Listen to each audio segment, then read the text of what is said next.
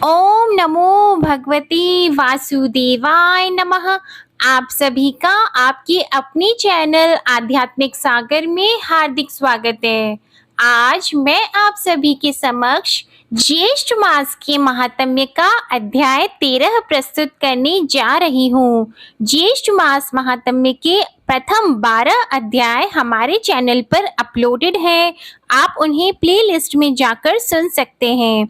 Video पसंद आए तो इसे लाइक करें, शेयर करें और नए हैं तो चैनल को सब्सक्राइब कर लें ताकि हमारे आने वाली वीडियोस की नोटिफिकेशन आपको जल्द से जल्द मिले। तो आइए शुरू करते हैं ज्येष्ठ मास महात्म्य का अध्याय 13। इस अध्याय में गंगा महात्म्य वर्णन और अश्वमेध यज्ञ का वर्णन है। ऋषि लोग कहने लगे कि हे स्कंद जी, सभी योग पापों का नाश करने वाले हैं और पुण्य को देने वाले हैं, तो फिर ज्येष्ठ मास को कैसे श्रेष्ठ कहा गया है, सो विधि पूर्वक मुझसे कहिए। स्कंद जी कहने लगे कि हे ऋषियों, ज्येष्ठ मास शुक्ल पक्ष की हस्त नक्षत्र से युक्त दशमी तिथि के दिन लोक प्रसिद्धि गंगा जी स्वर्ग से अवतीर्ण हुई थी। राजा भागीरथ घोर तप करके पाप नाशिनी गंगा जी को लाए थे, इसलिए ज्येष्ठ मास सब में श्रेष्ठ है और शेष योग ज्येष्ठ मास के सहचर अनुचर हैं। ऋषि लोग कहने लगे कि हे स्कंद जी, भागीरथी जी किस कारण से घोर तप करके गंगा जी को यहाँ पर लाए तथा पृथ्वी पर पहले कहाँ स्थित हुई।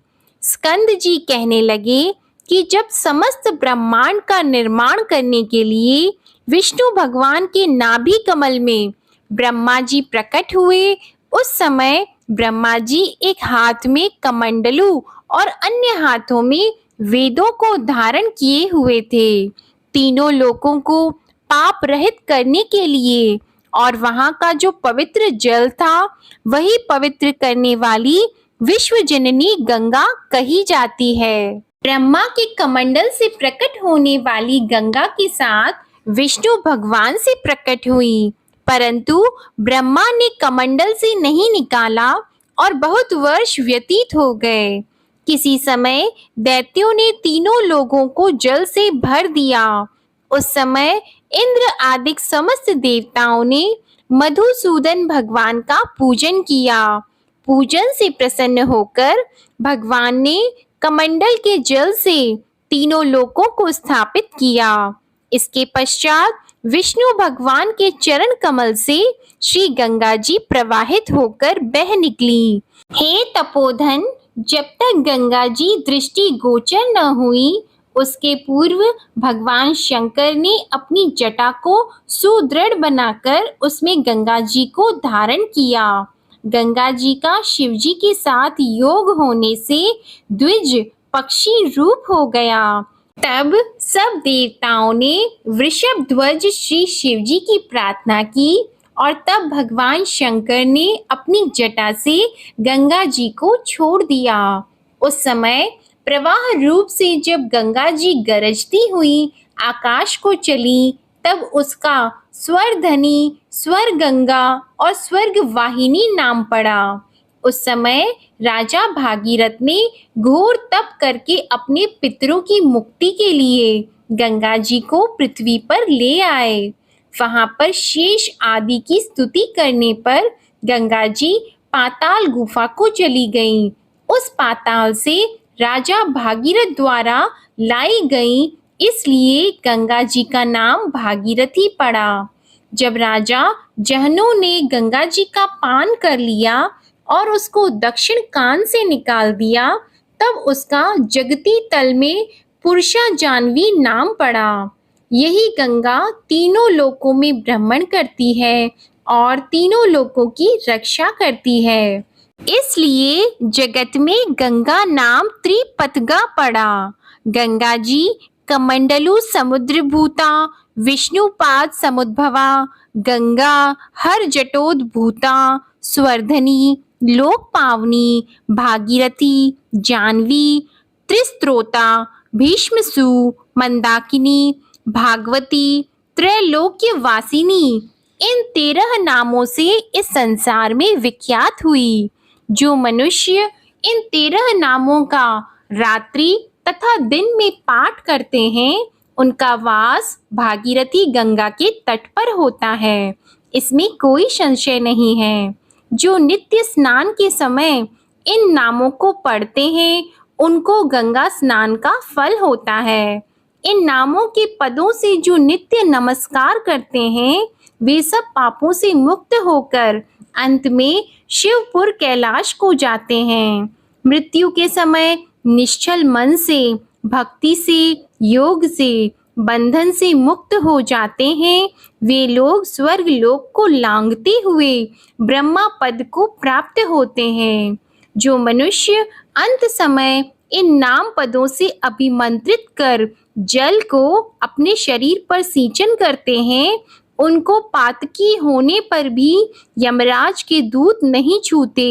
इति श्री गंगा महात्म्य वर्णन समाप्त। इसके पश्चात अश्वमेघ यज्ञ वर्णन प्रारंभ। स्कंद जी कहने लगे कि हे ऋषियों, अब राजा भागीरथ जैसे गंगा जी को इस लोक में लाए, वह सब कथा मैं तुमसे कहता हूँ। आप चित्त को निश्चल करके सुनिए। प्रथम सूर्य कुल में राजा सागर परम धार्मिक देवताओं तथा दैत्यों का निर्वहन करने वाला विख्यात हुआ। वह नीति को जानने वाला और अति कुशल था। अयोध्या में अपनी राजधानी बनाकर पुर के समान 7 द्वीपों की रक्षा करते हुए समस्त पृथ्वी का शासन करता था। अपने और पुत्रों के समान प्रजा का पालन करता था और शेषनाग के 1000 फनों के समान उसके 60,000 पुत्र थे। राजा सगर के 60,000 पुत्र समुद्र के समान विख्यात और बड़े पराक्रमी थे। बल में वायु के समान, बुद्धि में बृहस्पति के समान, धनुषधारियों में भीष्म के समान और तेज में सूर्य के समान थे। वे राजा सगर के 60,000 पुत्र समस्त विद्याओं में कुशल तथा धर्म में परायण थे। ऐसे 60,000 पुत्रों सहित राजा सगर ने अश्वमेघ नाम वाला बड़े प्रसिद्ध यज्ञ को प्रारंभ किया। राजा सगर ने ऋषि वशिष्ठ की आज्ञा अनुसार और उनकी सहायता से विधिवत संकल्प करके यज्ञ का घोड़ा छोड़ दिया। अनेक सेनाओं से सुशोभित सेनाचरों तथा वीर पुत्रों सहित यज्ञ का घोड़ा, जिसकी रक्षा के लिए राजा सगर के 60,000 पुत्र थे, वह चल पड़ा। अपनी इच्छा पूर्वक एक देश से दूसरे देश को जाता हुआ थकावट से युक्त वह श्रेष्ठ घोड़ा जिन जिन विख्यात राजाओं से पकड़ा गया, उन सब राजाओं को अपने बल से जीतकर और अपने शरणागत होने पर छोड़ दिया। इस प्रकार इस भूमंडल के समस्त राजाओं से कर लेके छोड़ दिया गया और उन राजाओं से कर में गधे, ऊंट, घोड़े, हाथी और गड्ढे आदि सब सामान एकत्रित करके अयोध्या लाया गया। इसके पश्चात यज्ञ की समाप्ति पर विधि पूर्वक ऋत्विजनों को दक्षिणा दी और दशों दिशाओं से लाया गया सब द्रव्य वस्तु तथा अपने राष्ट्र का भी बहुत सा धन कामना रहित होकर ब्राह्मणों को दान में दे दिया। इस तरह इस राजा ने 99 यज्ञ किए। इतने यज्ञ होने पर और जब 100वें में एक यज्ञ बाकी रह गया तो स्वर्ग के राजा इंद्र चकित हो गए और घबराकर सोचने लगे कि अब मैं क्या करूं और कहां जाऊं, मेरी रक्षा कौन करेगा। राजा सगर के 100 यज्ञ पूर्ण होने पर वह अवश्य मेरा इंद्रासन छीन लेगा। ऐसा विचार कर युद्ध के लिए तत्पर हो गया और समस्त देव सेना लेकर पृथ्वी पर आ गया। सगर पुत्रों ने भी सहसा इंद्र को आए हुए देखकर यह निश्चय करके कि देवताओं का राजा इंद्र यज्ञ का घोड़ा हर कर ले जाने के लिए आया है, 60,000 राजा सगर के पुत्र इंद्र के पास आए और नमस्कार करके बड़े आदर और शांति के साथ वचन बोले कि हे स्वामिन, हे शचीपते, यहाँ आपका आना कैसे हुआ। सगर पुत्रों के ऐसे वचन सुनकर इंद्र, जिनका होंठ क्रोध के मारे कांप रहा था, बोले कि तुम मेरा यह सब राज्य और इंद्र पद सब कुछ हरण करने के लिए तैयार हो रहे हो और अब बच्चों के समान श्रेष्ठ और मधुर वचन बोल रहे हो, जैसे तुमको कुछ पता ही नहीं।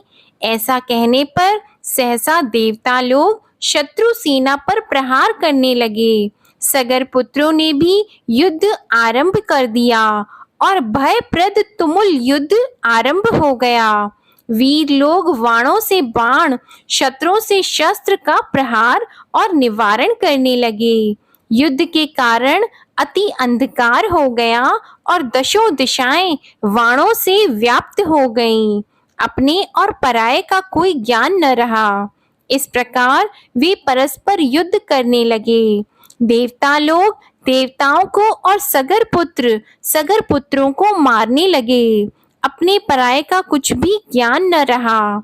तब देवताओं के भय से सगर पुत्रों की सेना भयभीत होकर अपने प्राणों की रक्षा के लिए दशों दिशाओं की तरफ भागने लगी। फिर क्रोध से संतप्त होकर सगर पुत्रों ने दैत्यास्त्र को छोड़ने के लिए अपने धनुष पर चढ़ाया और यह देखकर देवसेना झट से भाग पड़ी। उस संग्राम में हाथी पर सवार केवल एक इंद्र और 60,000 सगर के पुत्र ही रह गए। ऐसा देखकर इंद्र उनके साथ युद्ध करने में अपने आप को असमर्थ देखकर वहां से भाग पड़ा। अति चिंता से व्याप्त इंद्र श्री विष्णु भगवान के पास गए। इंद्र के चले जाने पर सगर पुत्र और उनकी सेना अपने निवास स्थान को चली गई। उनको सगर पुत्रों ने स्वामी के गौरव के लिए बहुत सा धन, वस्त्र और भूषण देकर प्रसन्न किया। इति श्री ज्येष्ठ मास महात्म्य सगर अश्वमेघ यज्ञ वर्णन समाप्त। बोलो भगवान विष्णु और माता लक्ष्मी की जय। ओम नमो भगवते वासुदेवाय नमः। आप सभी पर भगवान विष्णु और माता लक्ष्मी की कृपा सदा बनी रहे। आशा करती हूँ आप सभी को ज्येष्ठ मास महात्म्य की कथा में आनंद आ रहा होगा। वीडियो पसंद आए तो उसे लाइक करें, शेयर करें और कमेंट सेक्शन में ओम नमो भगवते वासुदेवाय नमः लिखना ना भूलें। हमारे चैनल आध्यात्मिक सागर को अगर अभी तक सब्सक्राइब नहीं किया है तो चैनल को सब्सक्राइब कर लें और बेल आइकन को भी दबाएं। धन्यवाद।